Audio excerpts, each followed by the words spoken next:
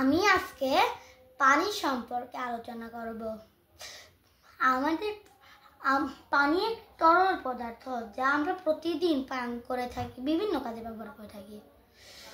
আমাদের পৃথিবীতে প্রচুর পরিমাণে পানি রয়েছে, কিন্তু ব্যবহারযোগ্য পানি পরিমাণ খুবই কম।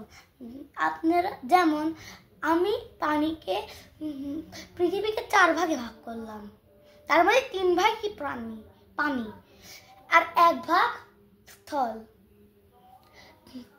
পানি পৃথিবীতে প্রচুর থাকলেও কিন্তু ব্যবহারযোগ্য পানির পরিমাণ খুবই কম।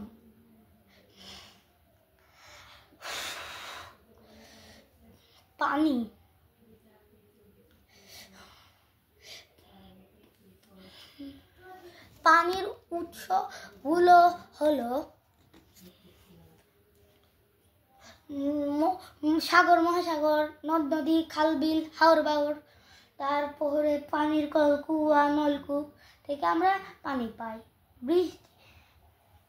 বৃষ্টির প্রাকৃতিক উৎসের মধ্যে বৃষ্টির পানি হলো সবচেয়ে নিরাপদ পানি।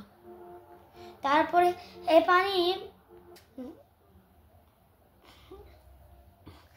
পানি নলকূপ না, সমুদ্র, সাগর, মহাসাগর, তারপরে নদী, খাল বিলে যে জমা হয়। এ পানি ভূপৃষ্ঠে এবং ভূগর্ভে যায়। ভূপৃষ্ঠের পানি সবসময় বাষ্পে রূপান্তরিত হয়ে আবার বৃষ্টি আকারে পড়ে এবং কিছুটা চুয়ে চুয়ে মাটির ভেতরে যায়। তাকে সেই পানিটুকুকে ভূগর্ভের পানি বলে। এই ভূগর্ভের পানিটা আমরা কূপ খনন করে নলকূপ লাগিয়ে বা কলের মাধ্যমে পেয়ে থাকি। এটা কিছু পাহাড়ি অঞ্চলে এটা ঝর্ণা আকারেও বের হয়ে আসে। তারপরে নাই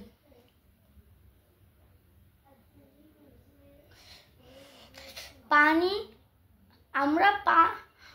পানি 2 ধরনের, মিঠা পানি এবং লবণাক্ত পানি। লোনা পানি বলা যায় লবণাক্ত পানিকে, আবার মিঠা পানিকে স্বাদু পানি বলা যায়, মানে মিঠু পানি বলা যায়, মিঠু পানি বা স্বাদু পানি বলা যায়। লোনা পানি, সাগর মহাসাগরের পানি লোনা পানি।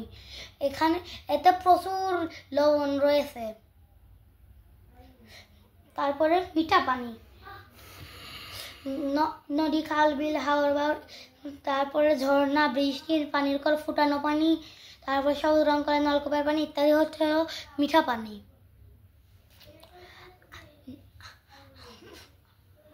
আমাদের ব্যবহারযোগ্য পানিগুলো পরিমাণ আরো অনেক কম। আমাদের তাই ব্যবহারযোগ্য পানিগুলোকে আরো সাবধানে ব্যবহার করা উচিত।